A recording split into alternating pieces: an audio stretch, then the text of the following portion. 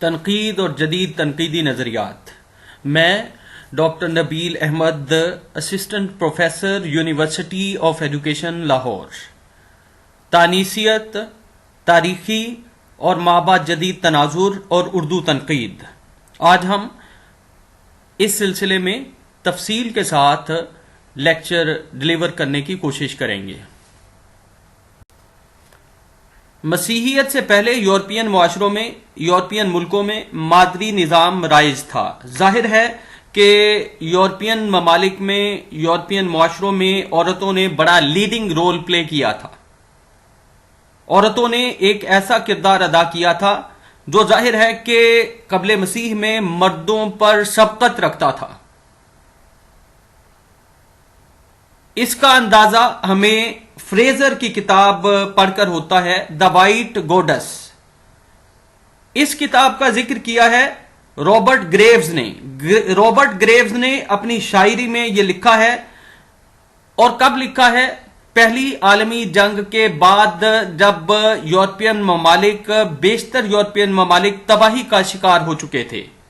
European ممالک کی بدحالی کو دیکھتے ہوئے اس نے اپنی شاعری کے حوالے سے لکھا ہے، اور دا وائٹ گوڈس فریزر کی کتاب کا ریفرنس بھی دیا ہے کہ مغربی معاشروں کو اب پری کرسچینٹی کی طرف مراجعت کرنا چاہیے، اپنے اوریجن کی طرف لوٹنا چاہیے. ظاہر ہے کہ وہ یہ بات کیوں کر رہا ہے؟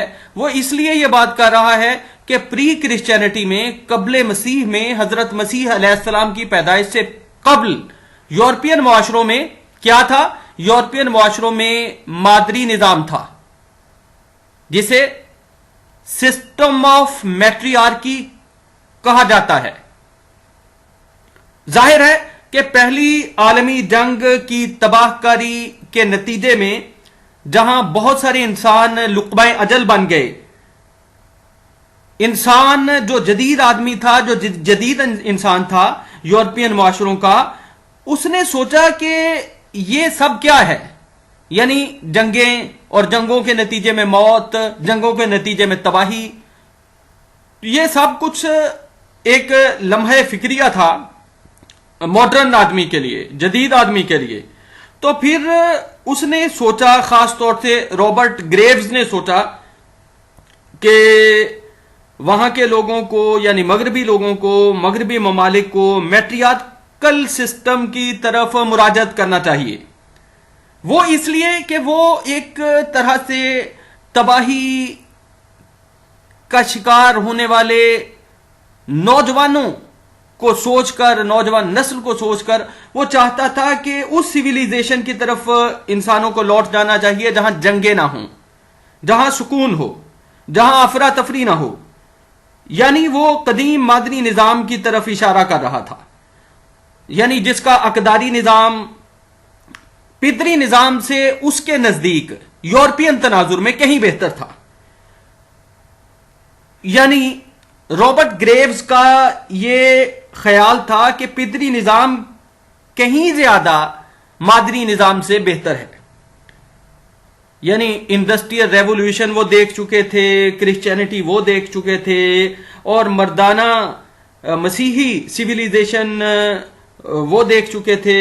اور ظاہر ہے کہ انڈسٹریل کوئسٹ، جو نفع کے حصول کے لیے مارکیٹ تک رسائی کی آرزو مندی سے، یا منڈیوں تک رسائی کے لیے تگ و دو کر رہی تھی. ظاہر ہے کہ اس میں مغربی ممالک، وہ جو یورپین پرائمری طاقتیں تھیں، آپس میں ان کی اس خاص حوالے سے ٹھن گئی. ظاہر ہے کہ انڈسٹریل ریولوشن آ چکا تھا. نتیجتاً اب کیا تھا کہ اپنی پروڈکٹس بیچنے کے لیے منڈیوں تک پہنچنا تھا. یہاں تک کہ سمندروں اور سمندری راستوں پر بھی قبضے کی ایک جنگ تھی. اور ظاہر ہے کہ یورپین ممالک ایک دوسرے کے ساتھ بھیڑ گئے، ایک دوسرے کے ساتھ جنگ کا سلسلہ شروع ہو گیا. اب کیا ہے کہ صنعتی پیداوار، انڈسٹریل گروتھ نے، مصنوعات کے سیکٹر نے ان ملکوں کے لوگوں کے اندر ایک کانفیڈنس بلڈ اپ کر دیا تھا، کانفیڈنس بڑھا دیا تھا، اور یہ سوچنا شروع ہو گئے تھے، بلکہ یہ اظہار خیال کرنا شروع ہو گئے تھے کہ ہم نے انسانیت کے بہت سے سوالات اور بہت سی گتھیوں کو سلجھایا ہے۔ یہ چیز آخر کار تباہی پر آ کر منتج ہوئی۔ انسان نے سائنس کو دیکھ لیا تھا، انسان نے صنعت کو بھی دیکھ لیا تھا، صنعتی ترقی کو بھی دیکھ لیا تھا، انسان نے کیپٹلزم کو بھی دیکھ لیا تھا۔ میں بات کر رہا ہوں مخصوص یورپین تناظر میں، اور ریئلزم کو بھی دیکھ لیا تھا۔ اچھا، یہ سب ملک جب آپس میں بھڑ گئے تو یہ ساری چیزیں جو ہیں وہ بڑی حد تک پٹ گئی۔ اچھا، اب انسان نے یہ سوچنا شروع کر دیا کہ انسان کو ان کے ساتھ جڑ کر کیا حاصل ہوا ہے، ان کے ساتھ تعلق قائم کر کے کیا حاصل ہوا ہے؟ بس تباہی اور موت۔ تباہی اور موت کے سوا انسان کو کیا ملا ہے؟ یعنی پہلی عالمی جنگ، پہلی عالمی جنگ کے نتیجے میں انسانوں کا قتل و خون۔ پہلی عالمی جنگ کے بعد کیا ہوا کہ نوجوان نسل نے ایک کرائسس آف ویلیوز ان کے اندر پیدا ہوا، ان کے ذہن میں پیدا ہوا کہ کس بات پر بلیو کیا جائے اور کس بات پر بلیو نہ کیا جائے، بلیو کیا بھی جائے یا نہ کیا جائے۔ ظاہر ہے کہ نوجوان نسل ایک طرح سے پریشانی کا شکار ہو گئی، اور بہت سارے ان کے اذہان میں سوال پیدا ہونا شروع ہو گئے۔ میں بات کر رہا ہوں پوسٹ فرسٹ ورلڈ وار نسل کی، نوجوان نسل کی، جن میں ویلیوز کا، اقدار کا کرائسس پیدا ہوا۔ اچھا، اب ان کے ذہن میں یہ سوال پیدا ہوا کہ what to believe, how to believe or not to believe in anything or everything، یعنی کس چیز میں اعتقاد رکھا جائے، کس یقین پر بلیو کیا جائے، کس چیز پر بلیو نہ کیا جائے، بلیو کیا بھی جائے یا نہ کیا جائے۔ تو ظاہر ہے کہ ایسے سوالات کے بعد انسان نے کسی جانب تو نکلنا تھا۔ تو ہوتا کیا ہے کہ نتیجتاً یہیں سے وجودیت کی تھیوری پیدا ہوئی، یہاں پال سارتر جیسا فلسفی پیدا ہوا، یہاں پال سارتر نے لمحہ موجود پر زور دیا، انسان کی ایگزسٹنس پر، اس کی ہستی پر، اس کے ہونے پر زور دیا، اور جو لمحہ موجود ہے وہی اس کے لیے لطف و انبساط کا باعث ہے۔ اچھا، پھر یہیں سے جو ہے وہ نیہلزم کی تھیوری بھی پیدا ہوئی۔ ظاہر ہے کہ انسان نے کسی راستے کو تو اختیار کرنا تھا نا۔ اچھا، اس کی کئی ایک جہتیں ہیں، مثلا اقتصادی، سیاسی، سوشو کلچرل، مذہبی۔ اچھا، یہاں ایلیٹ، ٹی ایس ایلیٹ کیا راستہ سجھاتا ہے؟ T S Eliot revert back to faith کی بات کرتا ہے، مذہب کی طرف دوبارہ لوٹنے کی بات کرتا ہے۔ یعنی ٹی ایس ایلیٹ کرسچینٹی کی طرف لے کر جانا چاہتا ہے، کس کو؟ یورپین ممالک کے لوگوں کو، یورپین معاشروں کو۔ اچھا، رابرٹ گریوز خود بھی ایک سپاہی تھا، اور اس نے پہلی عالمی جنگ میں سرو کیا تھا، وہ اس میں شامل رہ چکا تھا۔ اچھا، کیا ہے کہ اس نے لورا رائڈر جو اس کی فرینڈ تھی، دوست تھی، اس کے ساتھ مل کر، جو ایک یہودی خاتون تھی، اس کے ساتھ، لورا رائڈر کے ساتھ مل کر اس نے کیا کیا کہ اس نے ایک تھیوری بنائی۔ ظاہر ہے کہ یہ ایک ڈس ایلیوژنمنٹ تھی۔ اس نے کیا کہا کہ یورپین ممالک کو، یورپین کنٹریز کو، یورپین ملکوں کو پری کرسچینٹی کی طرف جانا چاہیے، یعنی جو قبل مسیح کے معاشرے تھے یا قبل مسیح کے یورپین معاشرے تھے، اس طرف مراجعت کرنا چاہیے۔ وہ کیوں؟ کہ اس زمانے میں، یعنی قبل مسیح میں، یورپ میں مادنی نظام رائج رہ چکا تھا، اور رابرٹ گریوز کے نزدیک وہ نظام پدری نظام سے کہیں بہتر تھا۔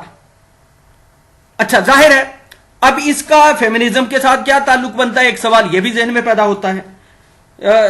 اس کا براہ راست تو فیمنزم سے کوئی تعلق نہیں بنتا، لیکن جہاں تک عورت کی برابری کی بات ہے، عورت کی پرائیویسی کی بات ہے، عورت کی اپنے حقوق کے لیے لڑائی ہے، عورت کی مرد کے خلاف ایک برابری کی جنگ ہے، اس ضمن میں ایک تاریخی حوالہ جو ہے وہ رابرٹ گریوز کے ساتھ ضرور جڑتا ہے. وہ تاریخی حوالہ کیا ہے کہ تانیثیت کا ایک ربط جو ہے وہ قائم ہوتا ہے مادری نظام کے ساتھ. ظاہر ہے کہ یورپین لوگوں کے شعور میں، ان کے کانشس میں یہ چیز بہرحال موجود رہی ہے کہ عورتوں نے معاشروں کی ساخت اور پرداخت میں بڑا لیڈنگ کردار ادا کیا ہے. ظاہر ہے کہ تانیثیت کا میٹری آرکی سسٹم کے ساتھ ایک ربط قائم ہوتا ہے. فیمنزم ایک مختلف دور میں اور مختلف تناظر میں ابھری. ظاہر ہے کہ میٹری آرکل سٹرکچر کے ساتھ اس کا ایک ربط تو قائم ہوتا ہے. تو ظاہر ہے کہ جب عورت اپنی آزادی کی بات کرتی ہے، عورت اپنے حقوق کی بات کرتی ہے، عورت سیاست میں اپنے کردار کو لے کر تقاضا کرتی ہے، وہ اقتصادی سطح پر اپنا حق مانگتی ہے، وہ تعلیمی آزادی مانگتی ہے، اور اس کا یہ بھی مطالبہ ہے کہ وہ intellectual freedom, intellectual of movement, ہر طرح سے یعنی اس کو دبایا نہ جائے، اس کو جو ہے وہ ایک کم تر چیز یا کموڈٹی نہ تصور کیا جائے. تو ظاہر ہے یہ وہ بنیادی تھنکنگ تھی، یہ بنیادی فکر تھی جس نے عورت کو مردانہ معاشروں میں یا مردانہ بالادستی کے معاشروں میں اپنے حقوق کے لیے مطالبہ کرتے ہوئے اس بات پر اصرار کیا کہ میرے بھی کچھ حقوق ہیں، میری بھی ایگزسٹنس ہے، میرا بھی وجود ہے، میری بھی ہستی ہے، تو مجھے بھی مختلف اداروں میں، ریاستی اداروں میں، سیاست میں، معیشت میں حق دیا جائے. جب ہم تاریخی تناظر میں یورپین معاشروں کا مطالعہ کرتے ہیں یا ہمیں ان کی صورت احوال کا پتہ چلتا ہے تو پھر ہمیں یہ پتہ چلتا ہے کہ کرسچینٹی کے بعد کی کیا صورتحال ہے اور کرسچینٹی سے پہلے کی کیا صورتحال تھی.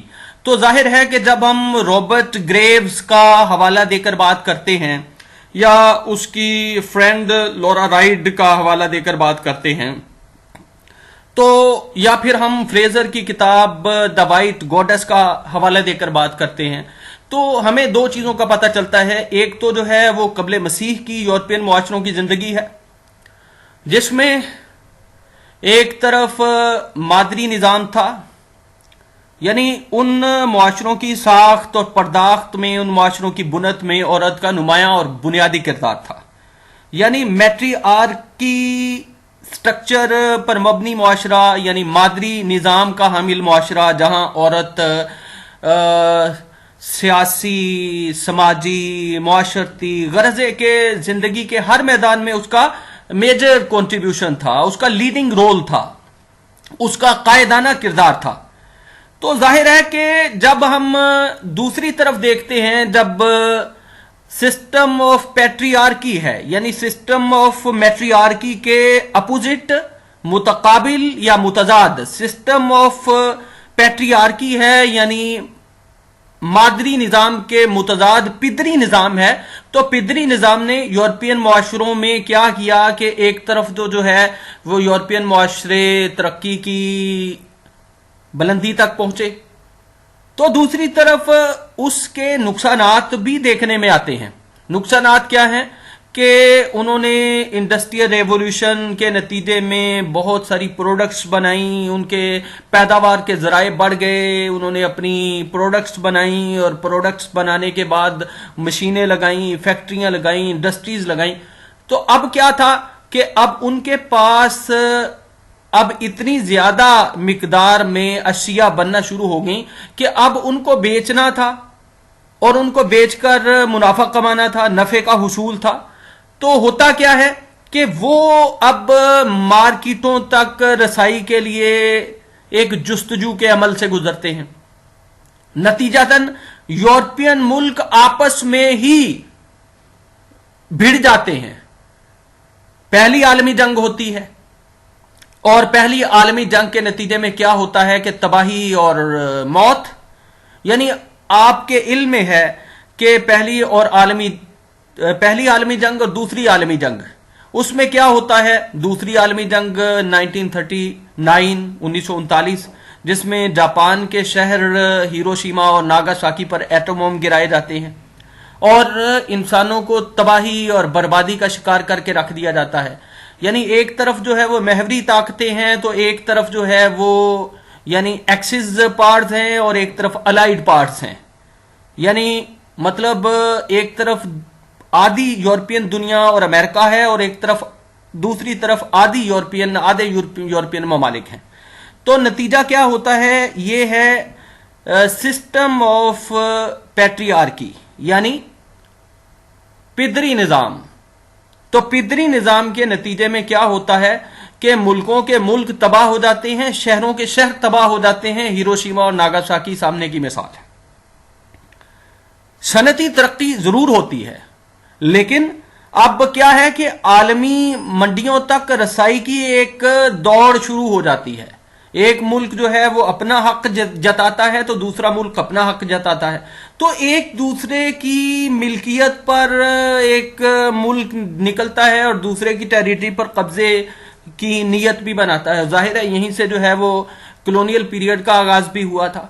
یعنی جو ہے یہ ڈچ نکلتے ہیں، اسپینش نکلتے ہیں، پرچگیز نکلتے ہیں، برٹش نکلتے ہیں، فرینچ نکلتے ہیں اور یہ دنیا کے مختلف ملکوں کو اپنی کالونیز بنا لیتے ہیں، دنیا کے مختلف ممالک پر جا کر قبضے کر لیتے ہیں.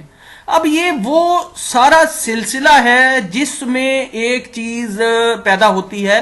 یورپین معاشروں میں ہی جو نوجوان نسل تھی اس کے اندر اقدار کا کرائسس پیدا ہوا.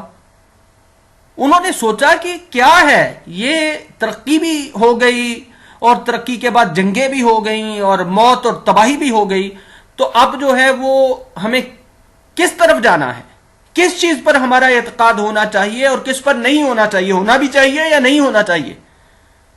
کرسچینٹی پر اعتقاد ہونا چاہیے نہیں ہونا چاہیے. ظاہر ہے کہ ایک ڈس ایلیوژنمنٹ کا شکار ہو گئے. جیسا کہ رابرٹ گریوز کا حوالہ دیا، اس کی شاعری کا حوالہ دیا، اس کی فرینڈ لورا رائڈر کا حوالہ دیا اور فریزر کی کتاب دا وائٹ گوڈس کا حوالہ دیا. تو پھر وہ کیا کرتا ہے؟ وہ ایک تھیری بناتا ہے. لورا رائڈر کے ساتھ مل کر رابرٹ گریوز ایک تھیری بناتا ہے کہ ہمیں یورپین ملکوں کو اس نظام کی طرف چلے جانا چاہیے جو مادری نظام تھا. ظاہر ہے کہ وہ کرسچینٹی سے پہلے کا نظام تھا. یعنی یورپین معاشروں میں عورت کی بالادستی تھی لیکن عورت کی بالادستی کے نتیجے میں جنگیں نہیں تھی. اگرچہ انڈسٹریل ریولوشن جیسا بھی بڑا کارنامہ سر انجام نہیں دیا تھا لیکن انسانوں کو نہیں مارا تھا. یورپین سماج تباہی کی طرف نہیں گئے تھے. لہذا ایک ربط ضرور تانیسیت کے ساتھ اس کا بنتا ہے. تانیسیت اگرچہ بہت بعد کی تھیری ہے یا تانیسیت اگرچہ ایک بالکل ڈیفرنٹ کانٹیکسٹ میں ابھرتی ہے اور عورت کی برابری کی بات کرتی ہے، عورت کے حقوق کی بات کرتی ہے، عورت کی شناخت اور پہچان پر اصرار کرتی ہے، استقرار کرتی ہے. ظاہر ہے کہ تانیسیت کا بالکل ایک ڈیفرنٹ کانٹیکسٹ ہے لیکن اس کا اصرار اور استقرار تو کیا ہے کہ عورت کو بھی برابری کا حق دیا جائے، عورت کو بھی جائیداد میں برابر کا حصہ دیا جائے. یعنی عورت اپنے وجود کے لیے لڑائی لڑ رہی تھی. فیمنزم کی تحریکوں کا باقاعدہ آغاز مغربی معاشروں میں ہی ہوتا ہے اور ظاہر ہے کہ فیمنزم موومنٹس میں مغربی ملکوں کی خواتین کا ہی بنیادی کردار ہے. تو اس ضمن میں جب ہم دیکھتے ہیں تو first wave of feminism, second wave of feminism, third wave of feminism. تو فرسٹ ویو آف فیمنزم میں کیا ہے کہ برطانیہ میں 19ویں صدی کے درمیان میں یہ ویو ابھرتی ہے جب لندن کی متوسط طبقے کی خواتین نے باربرا ڈیکن اور بیسیریز پارکس کی سربراہی میں سماجی، قانونی اور اقتصادی ناہمواری اور ناانصافی کے خلاف منظم ہو کر صدائے احتجاج بلند کی اور متحد ہو کر تانیسی حقوق کا علم بلند کیا، اسی وقت سے فیمنزم کی کاوش کا، فیمنزم کی جدوجہد کا ایک باقاعدہ سلسلہ ہوا، اور یہ جو سلسلہ ہے یہ فرسٹ ویو کی شکل اختیار کر گیا، یعنی فرسٹ ویو آف فیمنزم، یہ اس ویو کا آغاز تھا، یعنی فرسٹ ویو آف فیمنزم کا۔ فرسٹ ویو آف فیمنزم کے دوران تانیسیت پسندوں نے جن مسائل اور جن موضوعات پر اپنی توجہ مرتکز کی ان میں عورتوں کی ایجوکیشن تھی، خواتین کی ایجوکیشن، ان کے لیے معاشرتی اداروں میں، ریاستی اداروں میں روزگار کے مواقع تھے، اور پھر ایک اور بات تھی کہ شادی کے متعلق جو قوانین تھے ان کو بھی فرسٹ ویو آف فیمنزم میں مرکزی حیثیت کا حامل تصور کیا گیا۔ اچھا، مذکورہ تمام شعبوں میں خواتین کو زبردست کامیابی ملی، خواتین کے لیے اعلیٰ تعلیم کے دروازے اوپن ہو گئے، کھل گئے، طب کی تعلیم اور دوسرے شعبوں میں انہیں روزگار کے مواقع ملنا شروع ہو گئے، اور 1870 کے ایکٹ میں کیا ہوا کہ شادی شدہ عورتوں کو بھی جائیداد میں حق مل گیا کہ وہ بھی ملکیت رکھتی ہیں، یعنی married women's property act of 1870، 1870 کا جو قانون تھا کہ پراپرٹی میں عورت کا بھی اتنا ہی حق ہے جتنا کہ مردوں کا حق ہے۔ ظاہر ہے کہ عورت نے فرسٹ ویو آف فیمنزم میں جو مطالبات کیے، جو تقاضا کیا یا جن کے لیے اپنی لڑائی لڑی، اس میں انہیں بڑی حد تک کامیابی مل گئی۔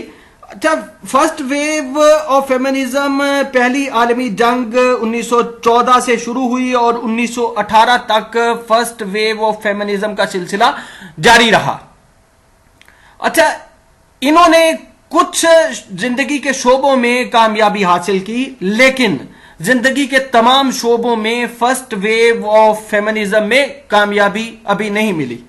اچھا، پھر کیا ہوتا ہے کہ پھر اس کے بعد ہم تھوڑی سی بات کر لیتے ہیں سیکنڈ ویو آف فیمنزم کے بارے میں۔ سیکنڈ ویو آف فیمنزم کا سلسلہ برطانیہ اور دوسرے یورپین ملکوں اور امریکہ میں دیکھنے کو ملا۔ 20ویں صدی کے دوران میں مذکورہ تمام ملکوں میں خواتین کے حقوق کے لیے صدائے احتجاج بلند کی گئی اور ایک زبردست جدوجہد کا سلسلہ شروع ہو گیا۔ اچھا، یہاں کیا ہوتا ہے کہ نسلی بنیادوں پر امتیازات کے خلاف بھی آواز بلند کی گئی، اور یہاں ڈفرینٹ ایشوز تھے جن پر بات کی گئی، اور خاص طور سے خواتین نے اپنی برابری کی بات کی، جائیداد میں اپنے حق کی بات کی، اور ووٹ کے حق کی بات کی، وغیرہ وغیرہ۔ اچھا، کیا ہے کہ یہاں تانیسی اور جنسی مسائل پر اتفاق رائے کی وجہ سے سیکنڈ ویو آف فیمنزم بہت سارے تنازعات کا شکار ہو گئی، اور یہ سلسلہ جو ہے وہ مطلب لمبے عرصے تک جاری رہا، یہاں تک کہ آفٹر 80s تک جو ہے یہ سلسلہ سیکنڈ ویو آف فیمنزم کا جاری رہا۔ اب پھر اس کے بعد کیا ہوتا ہے کہ یورپین ممالک اور امریکہ میں خاص طور سے تھرڈ ویو آف فیمنزم کا آغاز ہوتا ہے۔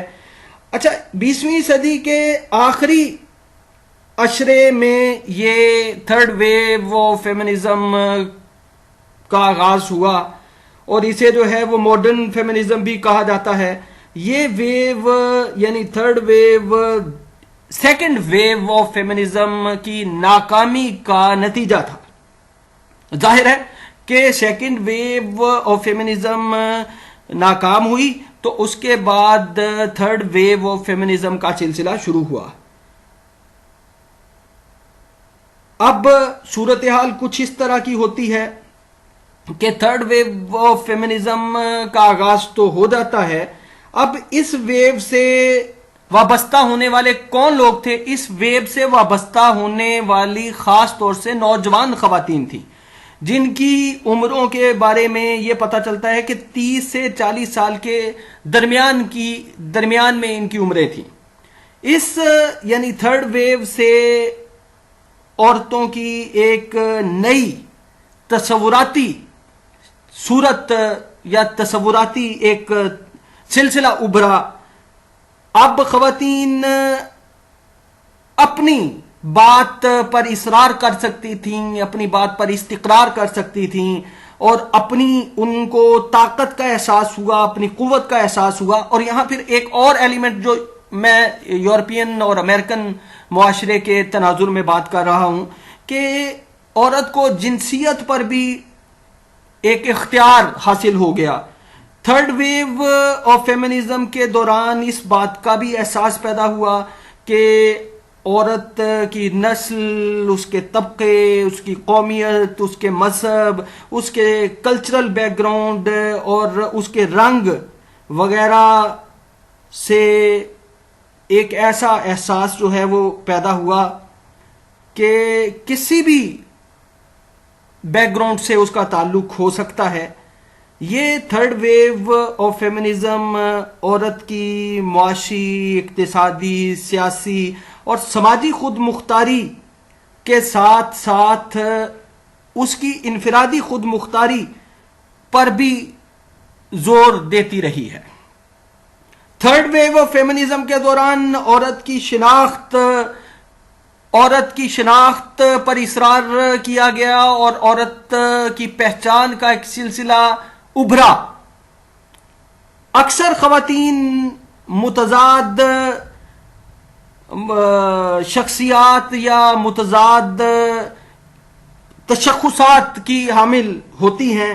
بعض خواتین مثلا کیریئر ویمن، مثلا کوئی ایک لڑکی نیک لڑکی کا کردار ادا کر رہی ہے، تو بعض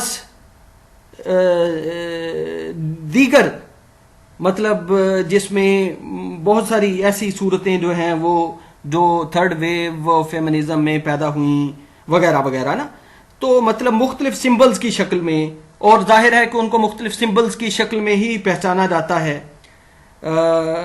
تھرڈ ویو آف فیمنزم میں کیا ہے، عورت نے اپنی پہچان خود قائم کرنے کا ایک بھرپور آغاز کیا اور اسے اس میں نمایاں کامیابی بھی ملی۔ اچھا، پھر اس کے بعد کیا ہوتا ہے کہ فیمنزم تھیوری مختلف فلسفوں سے ظہور پذیر ہوتی ہے، نمو پاتی ہے، ابھرتی ہے، جو تانیثیت کے مختلف تھیوریٹیکل ڈسکورسز کے پس پردہ ہے۔ جس طرح ہم سوشلزم کو ایک فلسفہ حیات کے طور پر یا سوشلسٹ فیمنزم کے طور پر یا مارکسسٹ فیمنزم کے طور پر دیکھتے ہیں، یہ اس کی روح میں سوشلسٹ تھیوری یا فلسفی آف سوشلزم کام کر رہی تھی یا کر رہی ہے۔ مذکورہ فلسفے کی روح سے خواتین کو برابری کا درجہ صرف اسی وقت حاصل ہو سکتا ہے یا مل سکتا ہے جب سوسائٹی میں بہت بڑے پیمانے پر کوئی تبدیلی یا کوئی چینج واقع ہو۔ سوشلسٹ فیمنزم پسندوں کا نقطہ نظر یہ ہے کہ یہ جو غیر مساوی تقسیم ہے، یہ سرمایہ دارانہ سوسائٹی میں بری طرح انسانوں کو جکڑ چکی ہے۔ جہاں قوت کی تقسیم غیر مساویانہ ہے، جہاں دولت کی تقسیم غیر مساویانہ ہے۔ اچھا، بات یہیں ختم نہیں ہو جاتی۔ عورتیں انفرادی طور پر جدوجہد کر کے سوسائٹی میں اعلیٰ مقام حاصل کر سکتی ہیں، یعنی سوشلسٹ فلسفی آف لائف پر یقین رکھنے والی تانیسیوں کا یہ نقطہ نظر تھا یا ہے۔ یہاں تک کہ سوسائٹی میں اجتماعی تبدیلی کی اشد ضرورت ہے تاکہ عورت اور مرد دونوں کو برابری کا درجہ حاصل ہو سکے، یعنی عورت اور مرد سماج کے اندر، سوسائٹی کے اندر، معاشرے کے اندر برابری کی سطح پر کام کر سکیں، یعنی ان کو جائیداد میں بھی برابری کا حق ملے، ان کو اداروں میں بھی برابری کا کام ملے، اور ان کو جو ان کی اجرت ہے وہ بھی برابری کی بنیاد پر ملے۔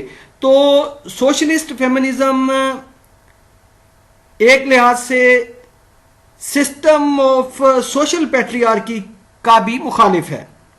یہ مردانہ بالادستی، اقتدار اور قوت کے حصول کے ایک طرح سے مطلب جو سوشلسٹ فیمنزم ہے اس کے ایک لحاظ سے خلاف ہے، اور اس میں ان کا یہ نظریہ ہے یا ان کی یہ آئیڈیالوجی ہے کہ یہ عورتوں کو تمام ریاستی اداروں میں حقوق ملنے چاہیے، جائیداد میں حق ملنا چاہیے، ریاستی اداروں میں ملازمتیں ملنی چاہیے، برابری کی، مرد کے برابر جو ہے ان کو اس کی اجرت ملنی چاہیے، لیکن یہاں جو ہے وہ جب تک اجتماعی سطح پر کاوش نہیں ہوتی یہ سلسلہ کامیاب نہیں ہو سکتا۔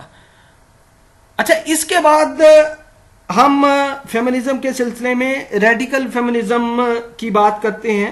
سوشلسٹ فیمنزم تھیوری سے ریڈیکل فیمنزم بڑی حد تک متاثر ہے۔ اچھا، جو تانیسی آئیڈیالوجی پر یقین رکھنے والی خواتین ہیں وہ ریڈیکل فیمنزم آئیڈیالوجی کی حامی ہیں، اور ظاہر ہے کہ اگر ان میں مردوں کو بھی شامل کر لیا جائے تو وہ بھی اس کے حامی ہیں، یعنی ریڈیکل فیمنزم کے، اور وہ یہ اس فکر پر یقین رکھتے ہیں کہ کسی بھی بڑے سوشل چینج یا کسی بڑی تبدیلی کے بغیر عورتوں کو برابری کا حق نہیں مل سکتا، یا عورتوں کو برابری کے درجوں پر فائز نہیں کیا جا سکتا۔ عورتوں کے تنزل کی بنیادی وجہ انہوں نے کس کو قرار دیا؟ انہوں نے قرار دیا پدری نظام کو، یعنی سسٹم آف پیٹریارکی کو، جس میں کیا ہے کہ مرد کے ہاتھوں میں ریاستی اداروں کا اقتدار ہوتا ہے، اور عورت ان کے نزدیک محض، یعنی ریڈیکل فیمنزم کے نقطہ نظر سے میں بات کر رہا ہوں کہ عورت جو ہے وہ مجبور محض ہے، مرد کا عورت پر تقدم قوت کے بل پر ہے، یعنی مرد کی بالادستی عورت پر طاقت کی وجہ سے قائم ہے۔ وہ آئے روز مردوں کے ظلم و ستم کا شکار ہوتی رہتی ہیں، کون؟ خواتین۔ ریڈیکل فیمنزم پسندوں کا سارا زور اس ظلم و ستم پر ہے جو سسٹم آف پیٹریارکی میں عورت پر مرد ڈھاتا ہے، اور اپنے جابرانہ بیہیویئر سے اسے سوشل سطح پر زیر کر لیتا ہے، معاشرتی سطح پر زیر کر لیتا ہے، اور تنزل کا شکار کر دیتا ہے، خواہ وہ امیر ہو یا غریب، وہ وائٹ ہو یا نان وائٹ، وہ ایجوکیٹڈ ہو یا ان پڑھ یا غیر تعلیم یافتہ ہو۔ تانیسیت پدری نظام اور مردانہ اقتدار یا طاقت کے خلاف ہے۔ سوشلسٹ فیمنزم جس فکر پر یقین رکھتی تھی اس سے تھوڑا سا ایک الگ زاویہ نکال کر لبرل فیمنزم، یعنی برابری کے عمل کی فکر کا نام ہے، اور اجتماعی سطح پر سوسائٹی میں تبدیلی کے بجائے انفرادی کوشش و عمل کو لازمی قرار دیا گیا۔ اچھا، اس فلسفے کے مطابق، اس آئیڈیالوجی کے مطابق، اس تھیری کے مطابق خواتین انفرادی طور پر جدوجہد اور کام کر کے معاشرے میں بلند مقام حاصل کر سکتی ہیں، یعنی محنت کے بل پر، یعنی اپنا حق لینے کے بعد محنت کر کے وہ ایک بلند مرتبے پر فائز ہو سکتی ہیں۔ بہت سے مغربی ملکوں میں خواتین ان عہدوں پر اب فائز ہیں جو پہلے مردوں کے پاس ہوا کرتے تھے یا مردوں کے پاس تھے۔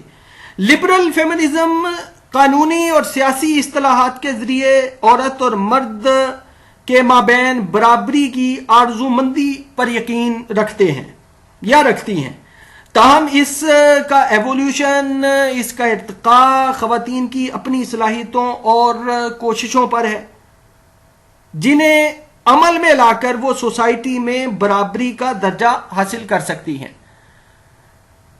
یورپی ممالک خاص طور سے برطانیہ اور فرانس نے جب تیسری دنیا کے ملکوں پر تسلط قائم کیا، قبضہ کیا، تو یہ ممالک کیا کرتے ہیں، یعنی برطانیہ اور فرانس تیسری دنیا کے ملکوں کو اپنی کالونیز میں شامل کر لیتے ہیں، یعنی اپنی ٹیریٹری میں شامل کر لیتے ہیں، لیکن اس طرح سے تیسری دنیا کے ملکوں کے لوگوں کو حقوق نہیں دیتے جس طرح سے وہ برطانیہ کے لوگوں کو فرسٹ سٹیزن مانتے ہیں اور فرینچ انویڈرز فرانس کے لوگوں کو فرسٹ سٹیزن مانتے ہیں۔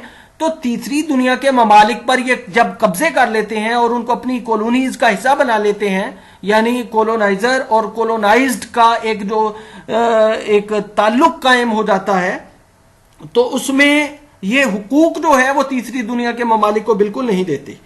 اب ہوتا کیا ہے کہ ان کے تیسری دنیا کے ممالک پر قبضوں کے بعد معاشی اور سیاسی صورتحال تیسری دنیا کے ملکوں کی بالکل بدل گئی اور فیمنزم کی تانیثیت کی ایک بالکل نئی شکل سامنے آئی، جسے پوسٹ کلونیل فیمنسٹ یا پوسٹ کلونیل فیمنزم تھیوری کے نام سے بھی ہم دیکھتے ہیں۔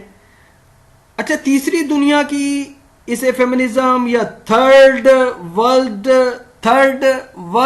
کنٹریز کی فیمنزم بھی کہا جاتا ہے، جس کے مفکرین کا، جس کے ماننے والوں کا، جس کے فلسفیوں کا نقطہ نظر یہ ہے کہ مغربی نوآبادیاتی ملکوں میں عورت کی حیثیت تنزل کا شکار ہو کر کم تر درجے پر پہنچ گئی ہے۔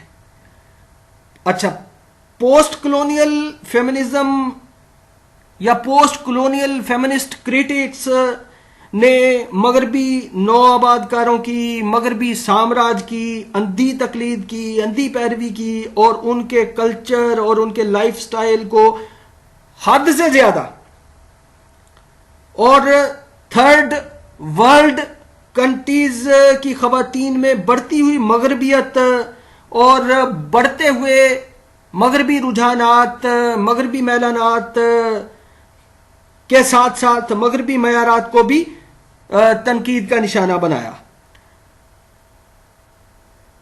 پوسٹ کولونیل فیمنسٹ رائٹرز کا نقطہ نظر یہ ہے کہ خواتین کا معیار زندگی محض مغربی کلچر کی نقالی کر کے بلند نہیں کیا جا سکتا، بلکہ تیسری دنیا کی خواتین اس وقت اپنے معیار زندگی کو بلند کر سکتی ہیں جب یہ اپنے ممالک کے کلچر، اپنے ممالک کی سوسائٹیز اور وہاں کی بشریاتی کلچرل اینتھروپولوجی، بشریاتی ثقافتی صورتحال اور وہاں کی انڈیجنس ویلیوز کو جب تک اپنے ساتھ، ذہن کے ساتھ، فکر کے ساتھ ہم آہنگ نہیں کریں گی، ان کے ساتھ ہارمنی پیدا نہیں کریں گی، اس وقت تک ان کی صورتحال بلند نہیں ہو سکتی۔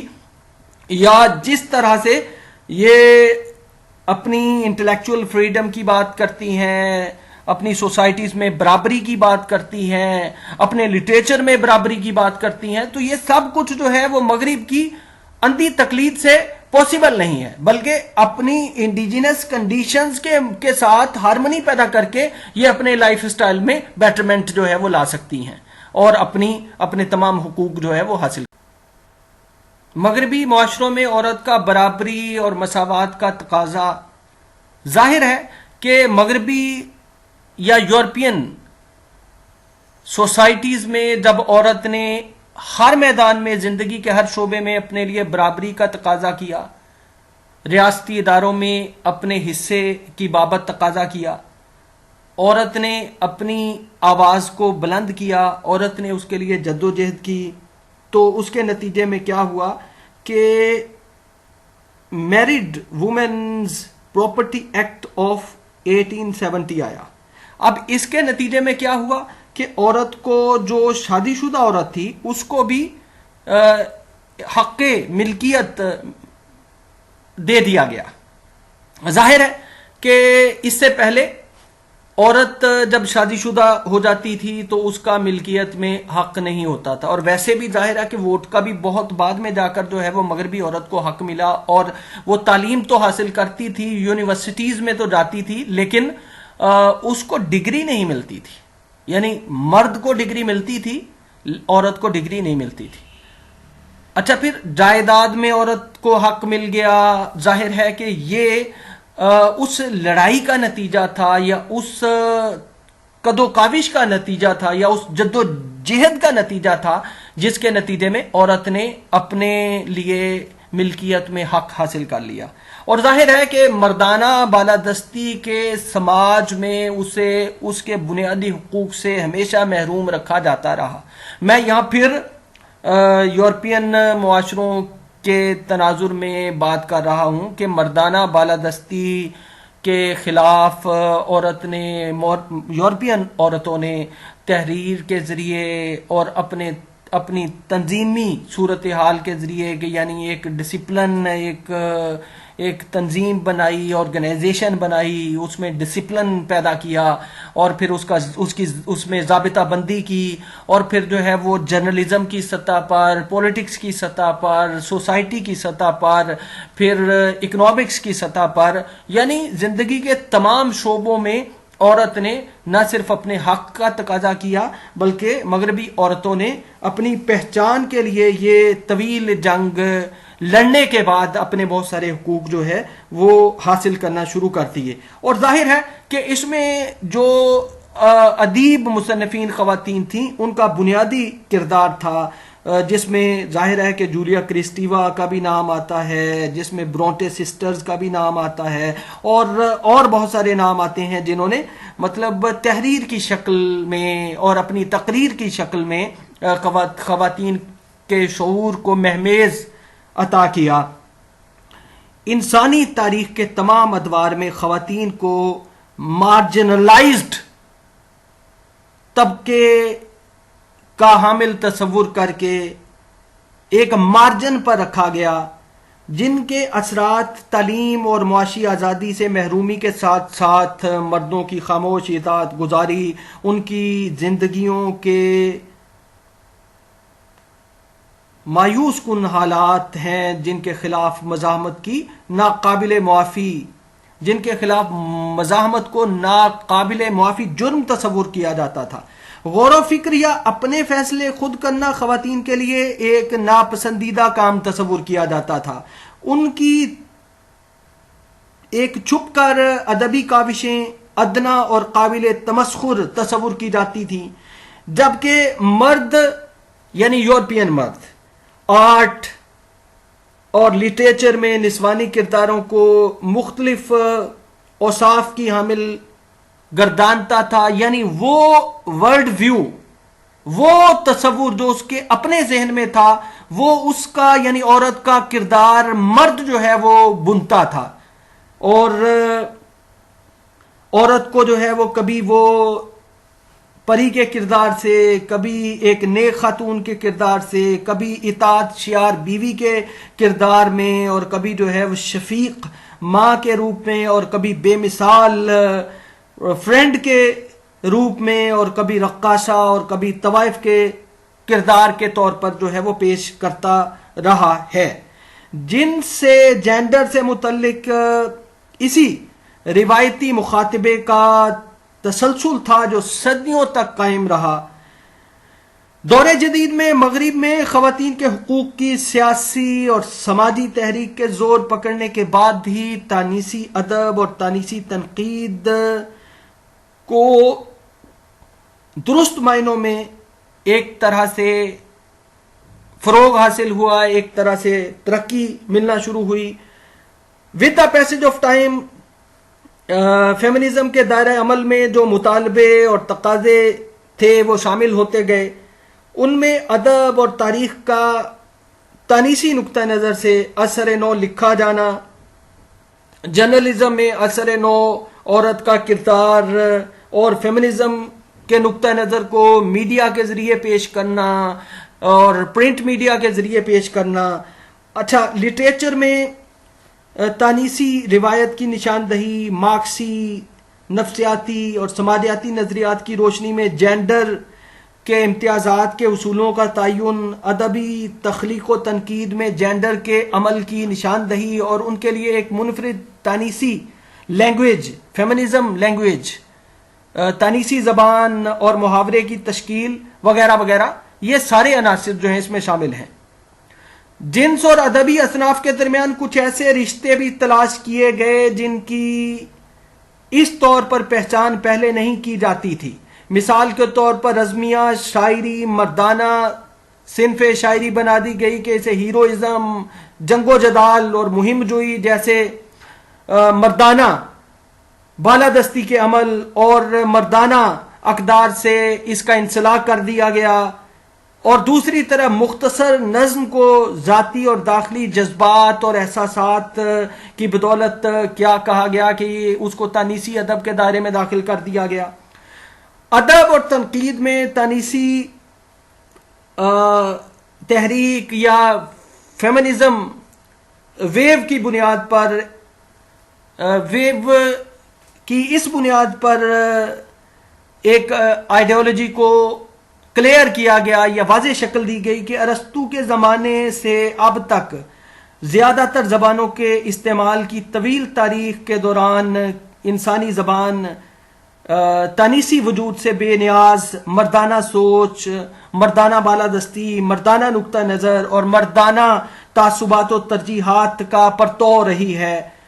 یعنی عورت کو جو ہے وہ اسی طرح عورت کو ایک فیلک نقطہ نظر سے یا فیلک سینٹریسزم کے نقطہ نظر سے ہی پورٹرے کیا جاتا رہا ہے. چنانچہ زبان کو ایک مردانہ بالادستی کے اس جبری سلسلے سے آزاد کرانا اور خواتین کے حقوق کی بات کرنی، خواتین کے طبقے کے لیے نمائندگی کی بات کرنی اور عورت کا وہ تصور جو عورت خود قائم کرتی ہے، اس پر جو ہے وہ زور دیا گیا. Theoretical frame of feminism. Feminist literary criticism primarily responds to the way woman is presented in literature. It has two basic premises. One, women presented in literature by male writers from their own viewpoint, and two, women presented in the writings of female writers from their point of view. The first premise gives rise to a kind of feminist criticism known as phallocentrism, and the second premise leads us to another kind of feminist criticism known as gynocriticism. Theoretical foundation of feminist criticism is said to be led by Simone de Beauvoir. Simone de Beauvoir's book titled The Second Sex. In its earliest years, feminist criticism concentrated on exposing the misogyny of literary practice, the stereotyped images of women in literature as angels or monsters, the literary abuse or textual harassment of women in classic and popular male literature, and the exclusion of women from literary history, says Alan Shwalter, and rightly so. Three important books that deserve special mention in this regard are: 1. Catherine M. Rogers, The Troublesome Helpmate, 1966.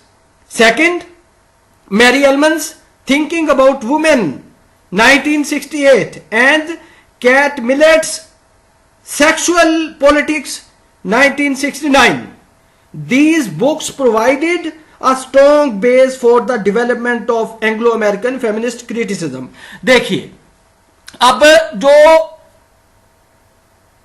Theoretical frame work of feminism ہے وہ یہ ہے کہ عورت کا وہ تصور پیش کیا جائے جو عورت نے خود بنایا ہے.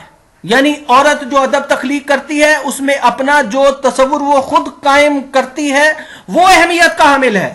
یعنی وہ تصور بالکل فینوسینٹریسزم پر مبنی ہوگا جو عورت کا تصور مرد نے قائم کیا ہے لٹریچر کے ذریعے, جرنلزم کے ذریعے, میڈیا کے ذریعے یا ڈیفرنٹ جو میڈیمز ہیں ان کے ذریعے. تو عورت کے لکھے ہوئے ادب کو پرکھنا, اس کا انالیسز کرنا, اس کو انٹرپریٹ کرنا, یہ کام جو ہے اگر اس کو گائنو کریٹیسزم کے دائرے میں رکھ کر کیا جائے تو ظاہر ہے کہ ایک اور ورلڈ ویو عورت کا دنیا کے سامنے آتا ہے بجائے فیلوسینٹریزم کے. فیلوسینٹریزم میں مرد جو ہے وہ عورت کا ایک پیکر بناتا ہے, عورت کا ایک چہرہ بناتا ہے, عورت کا ایک امیج بناتا ہے, عورت کو کہیں وہ محبوبہ کے روپ میں پیش کرتا ہے, عورت کو کہیں جو ہے وہ کسی دیوی کے روپ میں پیش کرتا ہے. وہ مختلف عورت کے روپ ہیں جن کو وہ اپنے فکشن میں, اپنے ناول میں, اپنی شارٹ سٹوریز میں, اپنی شاعری میں پورٹرے کرتا ہے. تو فیلوسینٹرک کریٹیسزم کا رد ادب کی تخلیق اور ورلڈ ویو عورت کے نقطہ نظر سے, یعنی عورت جو ہے وہ اپنے مطابق اپنے جہان آرزو کو ڈسکور کرتی ہے اور ادب تخلیق کرتی ہے. تو یہ عورت کا وہ نقطہ نظر ہے جو عورت اپنا نقطہ نظر خود بناتی ہے. یعنی ایک عورت کا وہ تصور ہے جو مرد قائم کرتا ہے اور ایک عورت کا وہ تصور ہے یا عورت کے لکھے ہوئے ادب کی وہ پرکھ ہے, وہ جانچ ہے, وہ انالیسز ہے, وہ انٹرپریشن ہے جو گائنو کریٹیسزم کے ذریعے ہوتی ہے. تو اس میں کیا ہے کہ عورت جو ہے وہ ادب کی سطح پر, زبان کی سطح پر سماج سے مساوات کا تقاضا کرتی ہے, معاشی سطح پر جو ہے وہ مساوات کا تقاضا کرتی ہے, وہ زندگی کے تمام شعبوں میں اپنا ایک ایسا تصور قائم کرتی ہے کہ اس کو نہ صرف اس کے وجود کو تسلیم کیا جائے بلکہ اس کے جہان معنی اور اس کے جہان آرزو کو بھی تسلیم کیا جائے. تو یہ ہے اصل میں وہ فریم ورک جس میں رہتے ہوئے جب ہم ادب کو پرکھتے ہیں, ادب کا انالیسز کرتے ہیں, تجزیہ کرتے ہیں, ادب کی تعبیرات کرتے ہیں, تو ظاہر ہے کہ اگر ہم ایک تانیسی کریٹک کے طور پر, تانیسی نقاد کے طور پر کسی ادب پارے کا انالیسز کرتے ہیں تو پھر ہمیں جو ہے وہ گائنو کریٹیسزم کے دائرے میں رہ کر ادب کو جو ہے وہ پرکھنا ہوگا, نہ کہ فیلوسینٹرک کریٹیسزم کے دائرے میں رہ کر ہم جو ہے وہ ادب کی پرکھ کریں. دیکھیے تھوڑا سا میں 1940 کے تاریخی تناظر کے ضمن میں بات کرنا چاہتا ہوں.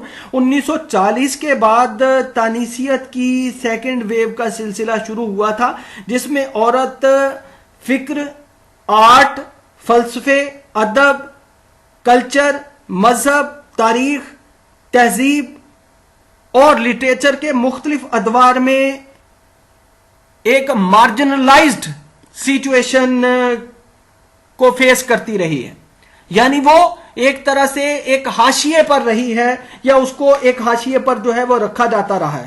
اگر ہم زبان کو لے کر بات کریں تو زبان کے اندر بائنری اپوزٹس یعنی متخالف جوڑے ہوتے ہیں, اچھا, جن میں جنس کی ایک طرح سے زبان کی سطح پر زبان کے اندر ہی تفریق کا ایک جو ہے وہ لامتناہی سلسلہ دیکھنے کو ملتا ہے جو شعور اور ادراک کی سطح پر خود بخود منطبق ہوتا چلا جاتا ہے. ظاہر ہے کہ یہ چیز جو ہے وہ انسانوں کے آرکی ٹائپس میں, انسانوں کے جینز میں یا انسانوں کے لاشعور کا حصہ بن جاتی ہے. اور ظاہر ہے جس طرح کے پوسٹ ماڈرن کریٹکس کہتے ہیں کہ زبان جو ہے وہ پروگرامڈ ہے, بالکل ایسے ہی لاشعور کی طرح, انکانشیس کی طرح.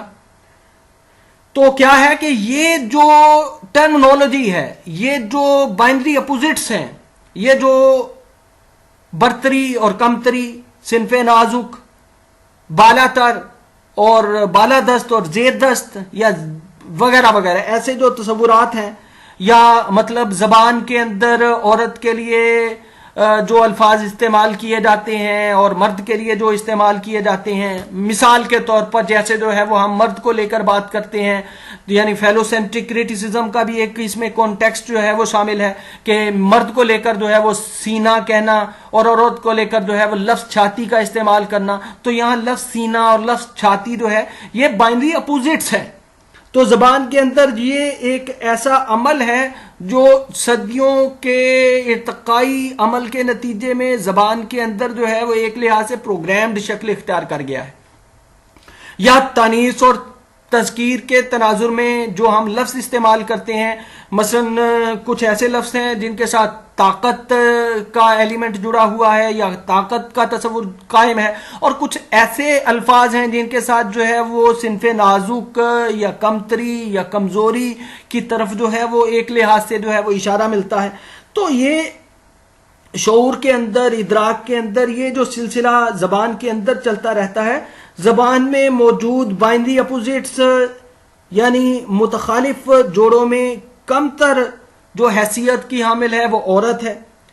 اچھا، زبان ہی اس جنسی تفریق کو پیدا کرتی ہے. زبان کے ذریعے ہی کی گئی ساری فلسفہ ترازی اور نظریہ سازی ایک ایسے وصف کی حامل ہوتی ہے، ایک ایسے کردار کی حامل ہوتی ہے جو مرد کی بالادستی، غلبہ پسندی، برتری، ہائرارکی اور حصول اقتدار ایسے الفاظ سے عبارت ہے.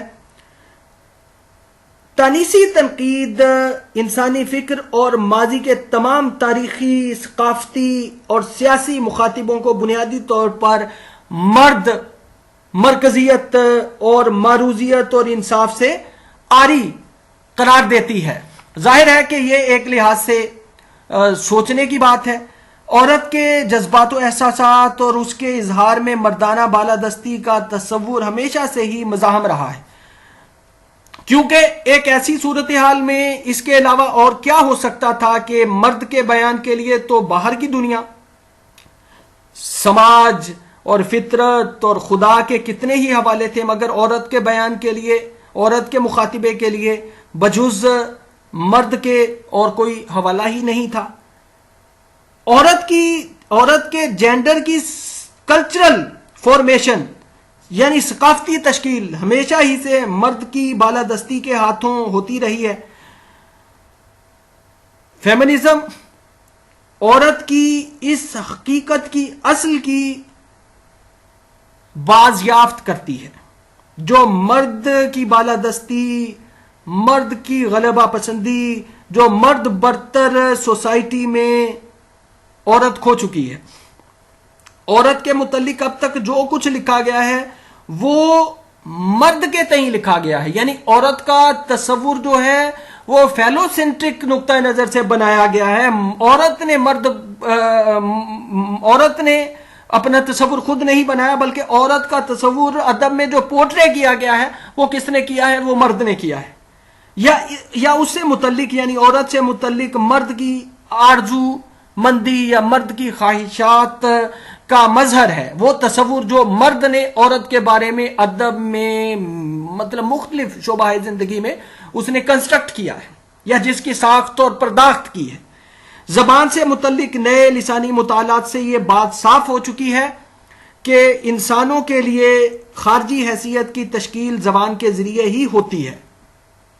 زبان تاریخی، سیاسی اور سماجی حالات زبان کے اندر ہی باہم مربوط ہوتے ہیں، انٹیگریٹڈ ہوتے ہیں، جو کسی مخصوص دور کے ڈسکورس کبھی غیر جانبدارانہ یا نظریاتی طور پر آزاد نہیں ہو سکتا. یعنی اس ڈسکورس کی بابت اگر ہم غور کریں تو ہمیں یہ پتہ چلتا ہے کہ وہ ڈسکورس جو ہے وہ نہ تو غیر جانبداری کا حامل ہوتا ہے اور نہ وہ آئیڈیالوجیکلی آزادی کا حامل ہوتا ہے. وہ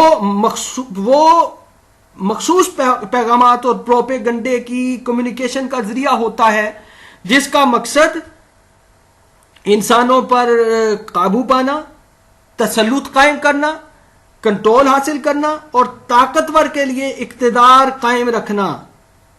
تاریخ کے تسلسل میں سماج کی تبدیل ہوتی ہوئی صورتحال بڑی حد تک زبان کے ذریعے قائم کیے گئے مخاطبے کی ہی تابع ہے. وہ ڈسکورس جو زبان کے اندر جو ہے وہ قائم کیا گیا ہے سماج کی تبدیل صورتحال بھی بڑی حد تک زبان کے ذریعے قائم کیے گئے ڈسکورس ہی کو اوبے کرتی ہے، اسی ہی کے تابع ہے۔ انسانی صورتحال ہر دور میں زبان کی سیاست سے جڑی ہوتی ہے۔ زبان جسے بظاہر بولنے والے اپنے تکلم کے لیے استعمال کرتے ہیں، دراصل وہ بولنے والوں کو استعمال کرتی ہے۔ تانیسی تحریک زبان کی مذکورہ سیاست کو یک طرفہ اور فیلوسینٹرک، مردانہ غلبہ پسندی، مردانہ بالادستی، مردانہ برتری قرار دیتی ہے۔ نہ صرف ماضی کی اس روایت کو رد کرتی ہے بلکہ ایک نئی اور انصاف کی بنیاد پر روایت کا تقاضا کرتی ہے، یا اس نئی روایت کا جو برابری کی بنیاد پر ہو، جو فیلوسینٹرک حدوں کو توڑتی ہو، اس کا نہ صرف تقاضا کرتی ہے بلکہ تانیسی تنقید اس پر اصرار و استقرار کرتی ہے۔ تانیسیت، فیمنزم، رائج ادبی تنقیدی نظریات کو اس بنیاد پر رد کرنا ضروری خیال کرتی ہے کہ وہ جن مفروضوں اور ثقافتی فارمیشنز پر استوار ہے، ثقافتی تشکیلات پر استوار ہے، وہ یک طرفہ اور جانبدارانہ تشکیلات ہیں۔